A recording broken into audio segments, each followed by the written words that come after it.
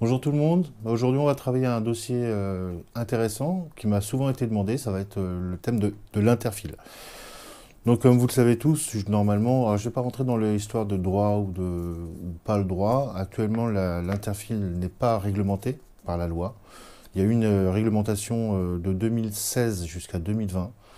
Depuis, il n'y a pas de nouvelles. Ça devait être relancé, ça n'a pas été relancé. Donc, pour en avoir parlé avec des forces de l'ordre, donc ce n'est pas réglementé. C'est-à-dire que c'est pas interdit, mais c'est pas autorisé non plus. Donc, bon, c'est au bon vouloir du policier, et ce sera certainement et beaucoup par rapport au comportement dans l'interfile. Donc, je vous ai retrouvé le petit fascicule qui avait été fait à l'origine par la sécurité routière à l'époque de l'expérimentation. Donc, qu'est-ce que la circulation interfile? Je vous le lis. La circulation interfile consiste à circuler en deux roues ou en trois roues motorisées entre les files de véhicules à l'arrêt ou roulant à vitesse réduite dans un trafic dense et congestionné. Elle n'est actuellement pas autorisée par le code de la route. Donc ça, c'était à l'époque, donc déjà, c'est toujours pas autorisé. Pourquoi mener une expérimentation? Ça, c'est intéressant. Bien que massivement pratiquée par les deux roues motorisées, la circulation interfile n'est ni encadrée par les règles, ni enseignée dans les écoles de conduite. Ça, on y reviendra, je vous expliquerai pourquoi. Depuis février 2016, elle est expérimentée à titre exceptionnel, et ce, à condition de respecter certaines règles, que nous allons détailler juste après, dans 11 départements particulièrement embouteillés aux heures de pointe. Cette expérimentation de la circulation interfile, aujourd'hui pratiquée de façon anarchique, permettra de promouvoir une conduite apaisée, encadrée et plus respectueuse des autres usagers de la route. Donc anarchique, ça aussi on va en parler. Actuellement, tout le monde le pratique. Sachez juste que c'est quand même, il y a un endroit où c'est strictement interdit, c'est en ville. Vous le pratiquez tous normalement, mais sachez que c'est interdit. Alors, on va commencer par le premier, celui-là. Où peut-on circuler en interfile? La circulation interfile pour les deux roues motorisées est autorisée dans 11 départements concernés par l'expérimentation. Donc actuellement, il n'y a pas d'expérimentation, donc on va dire que c'est un peu partout, sauf en ville. Uniquement sur les autoroutes et les routes à au moins 2 fois 2 voies séparées, un terre-plein central et où la vitesse autorisée est comprise entre 70 et 130 km/h. Quand peut-on circuler en interfile? Important. La circulation interfile est autorisée lorsque la circulation est dense et qu'elle s'établit en file ininterrompu sur toutes les voies. Donc voilà, donc là pour le premier, on voit, c'est dans les voies les plus à gauche. Donc quand on regarde ici, là, sur cette petite image-là, on voit bien que c'est les voies les plus à gauche. On va pas commencer à faire dans l'interfile, comme je le vois beaucoup, dans les voies de droite, parce que les gens ils sont déjà, un, pas habitués, et deux, ça rétrécit aussi votre voie de circulation à vous, puisque les voitures qui sont au milieu sont obligées de se resserrer sur la vôtre.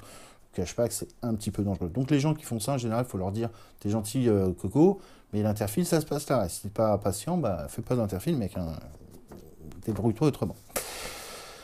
Et bien sûr, donc on va parler aussi des automobilistes, ils ont aussi des devoirs. Attention, c'est des devoirs, mais ils ne sont pas obligés de le faire. Et on viendra aussi sur ce détail-là, c'est important. Donc pour les automobilistes, ils doivent laisser un espace suffisant pour faciliter la circulation des motocyclistes qui roulent en interfile. Donc nous. Vérifiez toujours dans votre rétroviseur et contrôlez les angles morts avant tout changement de fil. Donc là, il parle des automobilistes, mais attention, ça vous concerne aussi, nous, les cocos, en deux roues motorisées. Veillez à actionner le clignotant avant de changer de fil. Oui, c'est important. Donc ça, c'est une première chose. Donc moi, je vous dis, il y a un détail sur lequel on a insisté tout à l'heure, c'est que ce n'est pas enseigné en auto-école. Alors pourquoi c'est pas enseigné en auto-école? Tout simplement parce que ça comporte énormément de risques de faire ça en auto-école. Déjà, moi, en tant que motard, il y a un endroit déjà qui est dangereux en moto, c'est les intersections, mais l'endroit clairement le plus dangereux, c'est vraiment l'interfile. Parce que l'interfile, c'est, comme on dit souvent, c'est un couloir. C'est vrai que c'est un couloir, mais ce n'est pas un couloir fixe. C'est un couloir avec des murs en dur. Non, là, c'est des murs mouvants. C'est des voitures qui vont changer de voie, qui vont aller à gauche, qui vont aller à droite, qui vont ralentir, qui vont accélérer, qui vont se resserrer, qui ne vont pas vraiment faire attention. C'est en mouvant tout le temps. Le sol aussi est en mouvement, dans le sens où vous avancez et qu'il n'est pas toujours bien droit. Des fois, il y a des bosses, il peut y avoir des obstacles sur la chaussée. Il y a les marquages au sol aussi, notamment quand il pleut, ça glisse. Genre de choses comme ça. Vous avez aussi des gens devant vous et derrière vous. Donc pourquoi c'est pas enseigné en auto-école? Déjà pour la simple bonne raison que 99,9% du temps, les circulations, ça se fait, genre le moniteur il est en voiture et vous êtes en moto. Donc faire de l'interfile, il faut bien qu'on puisse vous suivre en voiture, vous êtes d'accord que ça ne va pas être possible. Dans très très rares cas, moi j'ai un copain qui fait ça, il fait ses circulations en moto. Mais honnêtement, même lui, il ne fait pas de cours d'interfile en moto. Parce que c'est tellement dangereux. Il faut faire attention déjà à soi, c'est la base. Notre travail de moniteur, c'est d'anticiper vos actions, donc c'est de voir plus loin, sachant que vous êtes dans un couloir, donc vous êtes pile poil devant nous, on ne peut pas se décaler, non, vous êtes devant nous, vous êtes à une distance de sécurité suffisante, quand même, parce que l'idée, c'est que si vous allez freiner fort, bah, c'est qu'on ne rentre pas dedans, ce serait déjà bien. Donc, il faut anticiper vos actions, sachant que, je vous l'ai dit tout à l'heure, c'est un couloir mouvant. C'est super dangereux. Sachant qu'il y a l'autre aspect qui rentre dedans, c'est l'aspect économique. Alors, pour les auto-écoles, économiquement parlant, c'est plus intéressant de mettre plusieurs élèves. Donc, en général, on se retrouve avec 3 élèves max. D'accord? C'est assez rare de faire des circulations quand on est 1 ou 2. Ça peut arriver, mais c'est assez rare. Donc ça veut quand même dire, imaginons que je fasse une interfile en moto. Je vais mettre un mec devant moi, et je vais avoir 2 autres motards, mais ceux-là, je vais les mettre derrière moi. Et ils ne vont pas vraiment apprendre grand-chose, ils vont juste un petit peu entendre, mais ils vont surtout me suivre.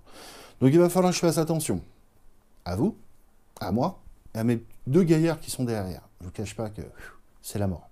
Donc c'est pour ça que ce n'est pas enseigné en auto-école. Maintenant, là où il faut être malin, donc pour les gens qui ont cette chance-là, bien sûr, tout le monde n'a pas la chance d'aller au plateau en moto. Il faut se servir de l'expérience du moniteur.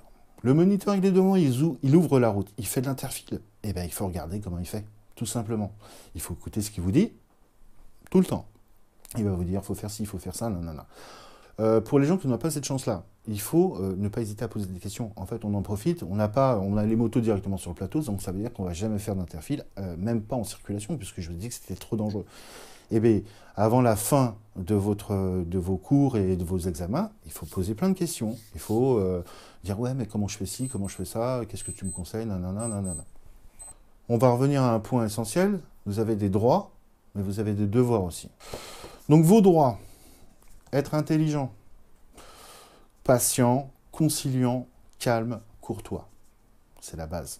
Déjà, parce que pour vous, vous allez vous sentir plus à l'aise si vous êtes calme, vous aurez plus le temps de voir les choses, plus le temps d'observer, de vous ranger au préalable si vous voyez que ça roule un peu plus trop vite pour vous, sachant que les vitesses limitées en interfile, c'est 50 km/h. C'est-à-dire dès que ça excède 50 km/h, on se range dans les fils comme tout le monde. En interfile, donc il y a beaucoup de gens qui roulent avec leur feu de détresse allumé. Moi, personnellement, je le déconseille. En journée, je le déconseille fortement. Parce qu'on a tendance à, quand on est en train de rouler ou quand on sort, bah on l'oublie. C'est-à-dire qu'on a fait notre clignotant, on s'est dit, ouais, c'est bon, tout le monde l'a vu. Et tu changes de voie, tu arrives, tu l'éteins ton clignotant, mais tu n'as pas vu que tes feux de détresse, ils étaient toujours allumés parce que, bon, voilà, tu es occupé autre chose. Ça peut arriver. C'est normal, bon, voilà. Moi, je le déconseille en journée. Je conseille le clignotant à gauche. Pourquoi? Parce que vous êtes en train de faire un dépassement. Ça reste un dépassement de la circulation interfile. Donc l'avantage d'avoir le clignotant à gauche, vous voyez qu'il y a du monde derrière qui vous colle un petit peu au basque, vous vous dites, ouais, c'est un peu trop fort pour moi, je vais les laisser passer devant moi. Donc dès que vous avez un trou, attention, n'y allez pas comme un bourrin, hop, petit contrôle, le clignotant est déjà mis, je me mets dans la voie, j'éteins le clignotant, comme ça tout le monde sait que vous êtes dans la voie. Les petits motards derrière, bah, ils sont contents, ils se disent, ouais, il est sympa. Ils vous passent, ils vous disent un petit merci. L'automobiliste derrière, il n'a pas été surpris. Génial. Quand vous êtes en train de rouler toujours en interfile et que là, vous voulez ranger à droite, c'est encore mieux parce que là, vous allez faire votre contrôle, vous allez mettre le clignotant à droite. C'est-à-dire que les gars qui sont derrière vous, ils vont comprendre que vous êtes en train de vouloir vous ranger. Et le gars dans la bagnole ou camionnette ou ce que vous voulez, il va voir que vous voulez vous ranger là, il va vous laisser la place et vous allez vous ranger, ça va être génial. Donc, moi, je vous dis clignotant à gauche tout le temps, en journée. Accessoirement, là où je peux comprendre le feu de détresse, c'est quand il fait un temps vraiment naze. Genre, il pleut, une visibilité, elle est vraiment réduite, qu'on voit mieux, qu'on fasse bien la distinction, parce que je vous rappelle que quand on roule, quand il pleut fort, on allume ces feux de croisement. Feux de croisement qui sont déjà allumés sur la moto, mais qui ne sont pas allumés sur les voitures. Donc les voitures vont allumer leur feu de croisement. Et là, ça peut faire... on peut avoir un sentiment de ne pas voir quand on est en voiture que la distinction entre les deux roues et les voitures. Donc là, si vous mettez vos feux de détresse, je l'entends. Pareil la nuit. La nuit, on va bien comprendre que on verra les deux clignotants qui clignotent, le feu mis, on se dira, ah voilà, il y a un motard. C'est vraiment dans ce cas de figure-là que je comprends les feux de détresse. Attention à un autre détail, ne roulez pas en feu de route. Bah, j'ai entendu ça une fois. Les feux de route, c'est génial, on voit mieux. Ben non, c'est pile poil l'inverse qui se passe. Et en fait, c'est pile poil l'inverse. Vous roulez en feu de route, ça éblouit, c'est-à-dire que ça arrive dans les rétros, vous êtes en train de rouler, vous voyez que ça. Donc vous n'arrivez plus à vous concentrer sur ce qui se passe devant. Ça, c'est exactement la même chose pour les automobilistes, parce qu'en plus, leurs rétros extérieurs, ils sont bas, et ils se prennent pleine sauce, pleine gueule. C'est juste horrible. Donc, pas de feu de route, s'il vous plaît. Pensez aux gens qui sont devant vous. Vous avez l'impression d'être mieux vu. C'est une connerie noire. On vous voit moins bien, et vous avez plus d'accidents quand vous avez feu de route allumé, quand vous avez feu de croisement. Donc, feu de croisement. Je rappelle vos droits. Être intelligent, patient, conciliant, calme et courtois. Vos devoirs. Ne pas être con. Ne pas être pressé, désagréable, énervé, impoli. Pensez à plein de choses. Quand vous êtes dans tous ces cas-là, complètement stupide, con, pressé, imbuvable, l'horreur. Vous avez une journée de merde. Ça peut arriver. Tout le monde peut. On n'est pas là pour vous juger. Ça peut arriver. Mais sur la route, déjà, c'est dangereux. Mais alors en interfile, c'est mortel. Mais c'est vraiment mortel. Donc vous êtes pressé. Vous allez mettre la pression à tout le monde. Vous croyez que les gens qui vont être devant vous, ils vont être contents que vous mettiez la pression? Non. Et ça va vraiment les énerver. Ils vont être pressionnés, ils vont faire des dingueries, ils vont peut-être faire même un accident. Attention à ça. Soyez pas cons. Désagréable, vous passez à côté du gars, ouais, tu fais chier, bon. C'est con, ça peut arriver parce que c'est humain, mais le faites pas parce que vous savez pas à qui vous êtes en train de dire le truc. Le mec, il va vous arrêter, il va vous faire une dinguerie, il va vous faire avoir un accident, il va vous obliger à vous arrêter. Le mec, c'est un champion de boxe, il vous éclate la tête. Franchement, cool. Moi, je vous le dis, cool. Les super gros devoirs que vous devez avoir aussi, et attention, c'est de ne pas porter atteinte au bien des autres. C'est-à-dire d'aller, comme je le vois énormément souvent, et là on va parler un petit peu d'histoire, d'anecdotes, de casser des rétros. Imaginez, vous êtes dans votre voiture, vous êtes un motard, vous avez l'habitude. Et là, par inadvertance, bon, voilà, vous n'avez pas vraiment fait attention, vous avez une journée pas terrible, bon, vous avez fait un léger écart, vous n'avez pas changé de voie, vous êtes juste un tout petit peu décalé, hop, il y a un motard qui arrive là, hop, il est énervé, il vous pète votre rétro. Déjà, vous allez être vexé quelque part, parce que vous vous dites, merde, je suis motard aussi, j'aurais dû le voir. Mais il n'y a pas que ça, vous allez être super énervé, mais tellement énervé que vous allez vouloir lui péter la gueule au gars. Donc, qu'est-ce que vous allez faire? Une dinguerie. Vous allez faire une dinguerie, vous allez faire un écart, il suffit qu'il y ait un autre gars à côté, bon, voilà, vous avez compris. Donc, on ne porte pas atteinte au matériel des autres. Pas de coup de tatane dans les portières, et pas de coup dans les rétros. Alors, c'est vrai que ça peut arriver, vous allez peut-être faire des années de moto, ça va peut-être vous démanger une fois. Moi, ça m'a démangé plus d'une fois. En tant qu'enseignant de la conduite, jamais en tant que motard, mais en tant qu'enseignant de la conduite, en circulation, pas en circulation, mais pour aller au plateau, par exemple, le nombre de fois où j'ai des mecs qui m'ont fait des dingueries, mais des crasses absolues, où j'ai envie d'éclater les rétros, mais je ne l'ai pas fait. Voilà. Je ne l'ai pas fait, parce que, voilà, je sais ce que ça implique. D'accord ? Donc pas de bien au matériel. Donc moi, juste pour l'histoire, pour que vous compreniez pourquoi moi, ça me touche personnellement, il m'est arrivé une fois en tant que motard, je suivais un gars, un autre motard, et honnêtement, le gars qui suivait, la bagnole, en fait, on était donc sur les deux voies les plus à gauche, et il y a une voiture sur la voie de gauche qui était, elle est légèrement décalée à droite, mais rien de scandaleux. Le gars, il arrive, le motard qui est devant moi, arrive, commence à lui mettre coup de gaz, ça d'ailleurs, coup de gaz, klaxon, appel de phare, c'est vraiment parcimonie. Et apprenez à être patient. Et vous allez voir que quand les gens ils vont vous voir, ils vont tout de suite dire ah merde, il y a un motard clac, qui va se pousser. Donc on est patient, on gagne de la sécurité. Donc le gars était là, il n'a pas été patient du tout de suite, coup de gaz, klaxon, la totale. Il commence à coup de tatane dans le pare-choc, donc déjà moyen. Le gars fait un écart, il arrive à sauter, on roulait, on va être à 50, facile. Tranquille, 50 quoi. Et le gars s'est décidé de dire tiens, si je lui pétais son rétro. Sauf que bien sûr, il a pensé qu'à sa gueule. Il n'a pas pensé aux gens qui avaient derrière lui, parce que c'est ça le problème. Donc il arrive, coup dans le rétro, il lui pète le rétro et coup de gaz. Moi j'étais juste derrière et j'avais encore 4 motards derrière moi. Le gars dans la bagnole, qu'est-ce qui s'est passé à votre avis? eh ben, il a fait une dinguerie. Il a commencé à vouloir le rattraper. Donc, coup de volant, je lui ai mis un coup de gaz, je suis passé à ça de son pare-choc. Le gars qui était derrière moi, il a failli se le prendre. Il s'est rendu compte de sa connerie, tu vois. Le mec, il a commencé à faire des signes. Alors, je suis désolé, nous on n'a pas cherché, moi en tout cas j'ai pas cherché. J'ai bombardé, c'est une des rares fois où j'ai vraiment été vite en interfile. J'ai rattrapé le gars. Je l'ai forcé à se foutre sur la bande d'arrêt d'urgence et je lui ai passé un sermon, mais franchement, et les gars qui étaient derrière moi m'ont suivi. C'est-à-dire que j'étais pas tout seul. On était 5 à lui faire la morale au gars. Et ça a laissé même le temps à l'automobiliste d'arriver. Il avait 5 témoins et c'était réglé. Si vous voulez pas mourir en interfile, vous touchez pas au véhicule des autres. Surtout, vous ne touchez jamais au véhicule des autres. Jamais. Déjà, pour rentrer en interfile. Alors, pour rentrer en interfile, des fois, c'est un peu compliqué parce qu'il y a énormément de monde et ça roule.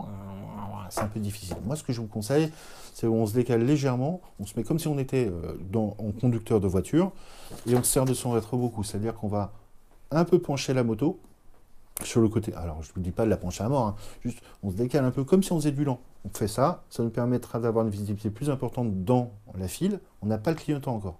J'insiste bien sur ce point. On n'a pas le clignotant. On est juste en train de voir si on peut aller dans l'interfile.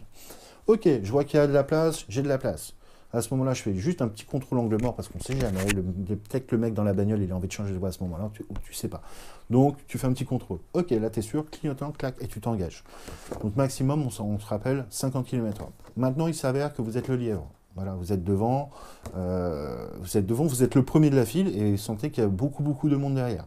Donc si vous avez un rythme, vous avez l'habitude, 50 km/h, ça devrait suffire à tout le monde. C'est bien, surtout quand c'est très dense et que ça change de voie un peu. Genre le périph' parisien, super dangereux. Donc là, l'idée, c'est que le gars qui est derrière vous, bah, il vous laisse de la place. S'il ne vous laisse pas de place, c'est qu'il est pressé plus que vous. Donc moi, ce que je vous conseille, hop, je me range, je laisse passer tout le monde. Dès qu'ils sont tous passés, je me remets dedans avec les petits contrôles et je repars. Si jamais vous êtes au milieu de la file, c'est-à-dire qu'il y a, je sais pas, 3, 4, 10, 15, 20, 100 motards devant vous et autant derrière. De base, c'est de laisser une distance de sécurité largement suffisante pour pouvoir freiner au cas où. Notamment, si vous avez un véhicule devant vous qui est gros, des fois une Goldwing ou un mec en KTM avec une moto immense, très haute, qui vous empêche de voir bien ce qui se passe devant. À ce moment-là, puisque le lien que vous avez avec la route, bah, c'est le gars qui est devant vous, et quand lui il va prendre les freins, il sait déjà pourquoi il freine. Vous, le temps de réaction, vous savez, le temps de réaction, tant que ça monte au cerveau, que j'ai chopé mes freins, tout ça. Si vous êtes collé au véhicule, c'est le gars d'assuré. Donc, on laisse de la distance. Moi, je laisse en général entre 15, ouais, ça peut arriver, mais c'est pas un mètre. Je m'en fous des gens derrière, en fait, je m'en fous complètement. Moi, ce qui m'importe, c'est ma sécurité à moi, et en mettant cette sécurité-là, je fais de la sécurité pour les gens qui sont derrière moi. Parce que si le gars devant moi, il pile, j'ai le temps de freiner. J'ai le temps de contrôler, de freiner en même temps, doucement. C'est-à-dire que le gars aussi derrière, il a le temps de freiner, et ainsi de suite, et ainsi de suite. Plus le mec derrière moi va me coller, plus je vais laisser de distance devant.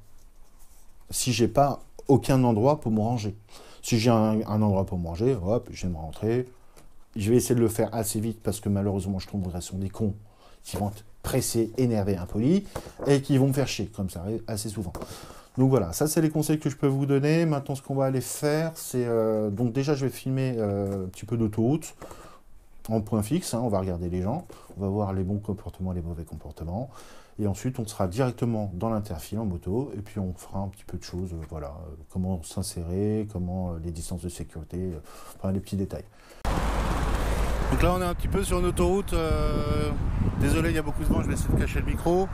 Donc on voit un peu les comportements possibles. Donc là, on a un monsieur qui fait du slalom en interfile. Alors ça, je ne vous cache pas que ça ne sert strictement à rien, à part à se mettre en danger. Il avait les feux de détresse allumés. Là, à gauche, on voit un motard qui rentre par la bande d'arrêt d'urgence. Moyen, on va éviter de faire ça hein, quand même. Donc là, on a deux roues qui arrivent. Donc il y en a un qui vient de faire un appel de phare là-bas au fond. Je l'ai dit, hein, à proscrire, à essayer d'être patient. Là, c'est particulièrement compliqué parce que les véhicules ils sont très décalés à gauche. Il est obligé de slalomer. Ils sont deux sur la moto. La meuf, elle a même pas de gants. Bien joué. Là, le motard vient de dire merci. Ça, c'est bien. Alors là, c'est dangereux, par exemple, parce que ça roule... vous voyez, il y a des grands écarts entre les voitures. C'est moins dangereux quand c'est très dense. Mais bien sûr, quand c'est très dense, il ne faut pas rouler vite. Parce que s'il y a un véhicule qui change de direction d'un coup, si vous allez vite, vous n'aurez aucune chance de faire un évitement. Il n'y aura aucun échappatoire. Donc là c'est compliqué, ça devient quand même compliqué parce que ce qu'on peut constater c'est qu'il y a donc des espaces entre les voitures. Donc ça veut dire que si la personne décide de changer de voie d'un coup parce qu'il y a de la place, là ce qu'on voit actuellement, donc la première émission clignotant mais la deuxième non. Vous voyez, c'est ça qui est perturbant. Ce qui est perturbant aussi, ce qui gêne souvent, c'est ce qui se passe devant les camions. Alors là on est en face avant, donc on voit les camions, la face avant des camions, mais quand on arrive par derrière, on voit pas ce qui se passe devant le camion. Et ça peut porter préjudice. Hein. S'il y a un véhicule qui sort devant le camion sans faire de contrôle, sans rien, sans visibilité, bah vous le prenez. Donc quand vous arrivez aux abords des camions, on ralentit, on passe le camion doucement, on regarde devant le camion avant de continuer sa route. Alors là ça va être intéressant, on a deux camions bien serrés, un motard qui arrive quand même assez vite, feu de détresse allumé. Vous voyez, il n'y a pas beaucoup de place. Hein. Donc il faut bien maîtriser. Le camion en plus blanc là, il est en train de se décaler. Ah, il est obligé de faire un slalom sur la voiture blanche, chaud. La voiture derrière, la moto derrière, c'est une grosse BM à mon avis. Il a clairement pas la place de passer. Alors qu'est-ce qu'il fait? Il attend. Voilà, c'est ce qu'il faut faire. Force pas le passage, il est patient. Et à un moment, ça va être plus large et il va passer. Et il a des valoches, il a tout. Donc on a encore deux roues, alors un 3 roues. Trop collé à la voiture rouge, c'est le pile, il se la prend direct. Pas bon, en plus ils sont deux sur le scooter, donc ça veut dire qu'ils sont plus lourds, la distance de freinage sera plus longue. Le gars il a toujours son clignotant à gauche alors qu'il est sur la voie, mais il n'a aucune raison d'avoir son clignotant. Là on a un motard qui arrive vite, sans clignot, sans rien. Là on est sur voie rapide déjà, je vais m'insérer un petit peu. Non, pas possible là. Ok, je m'insère là. Ok, donc on n'hésite pas à tourner sa tête et là on va rentrer en interfile maintenant. Vous voyez. Bon, je me mets là parce que ça ne sert à rien que je sois en interfile, ça roule. Donc ça roule pas à droite mais ça roule à gauche. Donc il faut que je me méfie des gens qui vont arriver, qui pourraient arriver de ma droite. Donc là il y a le véhicule pénitentiaire si je ne m'abuse, je dis pas de bêtises. Donc je vais le suivre. Donc contrôle là, ici. Contrôle, clignotant à droite et re-clignotant à gauche. J'ai un petit merci là, j'en profite parce qu'il me laisse quand même passer. Alors je sors le pied à droite et la main gauche je la laisse sur le guidon et je fais juste ça. Comme geste, tout bête. Donc on le colle pas au cul bien sûr, hein, on n'est pas des sauvages. Vraiment pas même.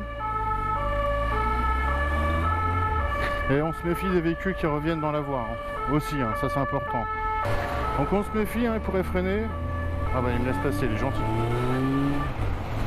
Merci. Toujours dire merci, c'est important. Très important. Donc moi j'ai un scooter derrière moi, je pense qu'il va me mettre la pression, donc je vais me mettre là. Je vais mettre des merci à lui.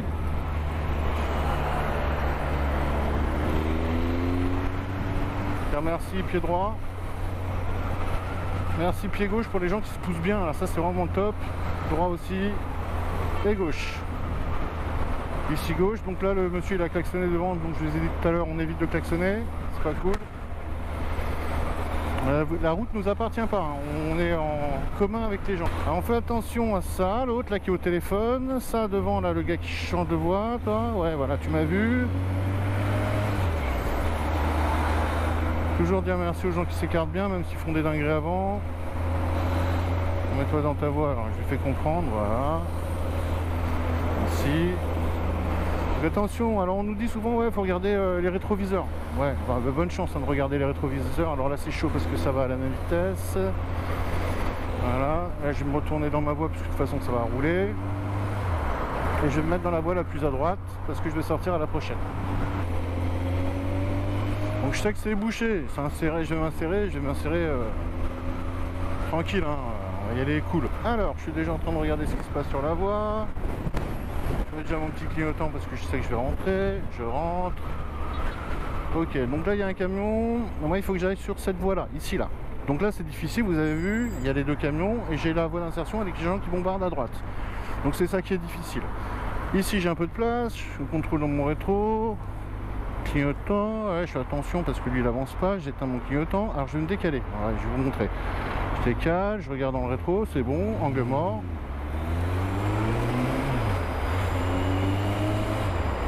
Et là je vais rouler tranquillou. Alors c'est serré, je fais attention à lui là, à ma droite. Dès que je peux, en fait, l'idée c'est que je vais bombarder un peu plus. Je vais bombarder entre guillemets, histoire de pouvoir me refoutre entre deux véhicules. Donc vous voyez, le clignotant est déjà mis, donc j'ai juste à mettre et je l'éteins. C'est important, vous voyez, il est éteint. Devant ça freine, donc ça veut dire que je vais me réinsérer dans la file interfile. Donc je suis en train de regarder dans mon rétro, angle mort, clignotant à droite. Et une fois que j'y suis, clignotant à gauche. Donc moi j'ai pas de feu de détresse sur ma moto. Donc déjà ça me facilite vachement la vie. Alors, on se méfie. Alors, deux choses. Donc là vous voyez les véhicules de gauche ils sont bien rangés à gauche. Ça nous facilite vachement la vie. Là il faut se méfier particulièrement des véhicules, merci, qui sont à droite et qui sont décalés sur, dans leur voie, parce qu'ils sont entre deux voies, c'est un peu chaud. Vous voyez, il y a un véhicule devant qui a changé de voie d'un coup. Ici c'est serré, j'y vais doucement. Entre les deux véhicules normalement il n'y a pas vraiment de risque, hein. Il n'y a pas... Alors là je vais aller un tout petit peu plus vite et je vais me refoutre dans la voie. Dès que je peux, clac, clignotant, pouf, j'ai éteint mon clignotant, je suis dans la voie là. J'ai aucune raison de faire dans l'interfile. Clignotant à droite et clignotant à gauche. Donc là on refait notre interfile, on dit merci au monsieur à notre gauche. Encore merci à notre gauche. On va se décaler, on va dire beaucoup, un gros merci à lui là. Merci beaucoup.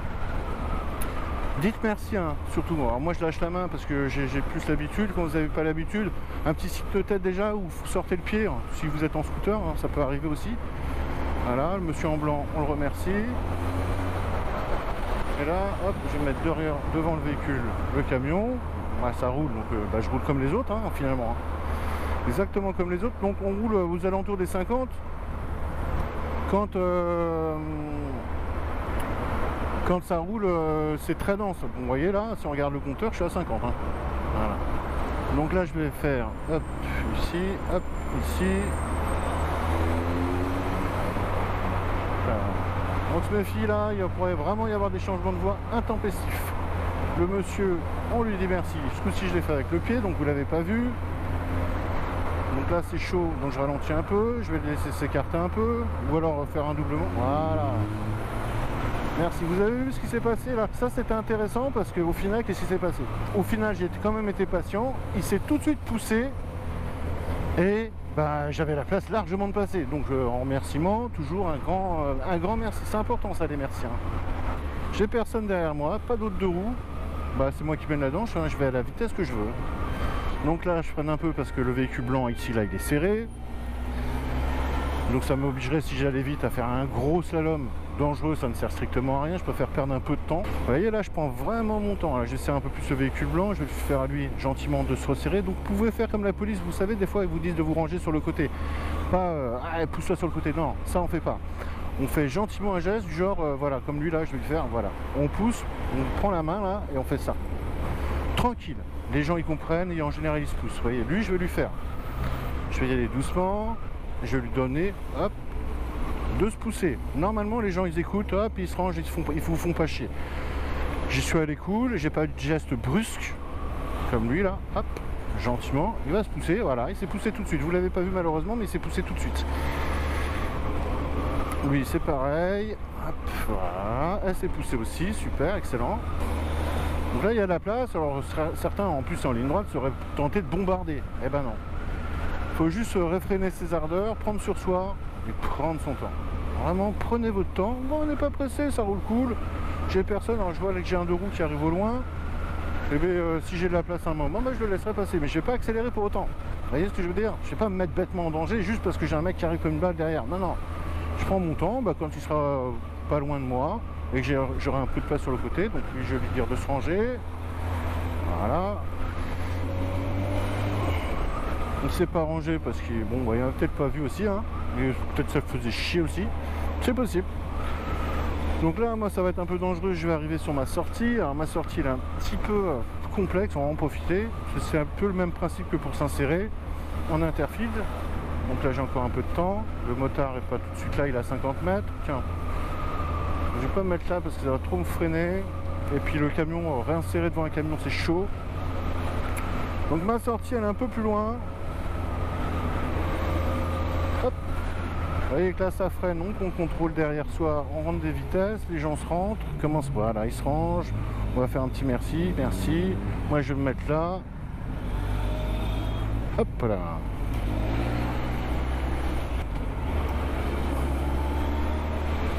Alors, c'est là où ça va être compliqué, il faut que j'arrive à sortir à droite, juste après le pont. Alors, tiens, est-ce que j'ai pas de la place après le camion? Alors là, c'est un peu chiant.